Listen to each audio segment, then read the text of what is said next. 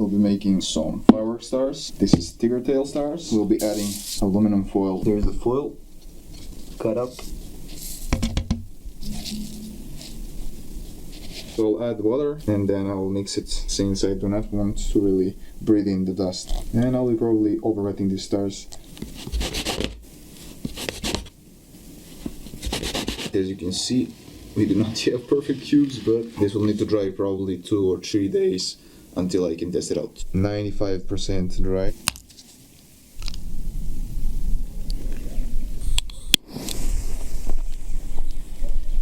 Let's see how well they perform.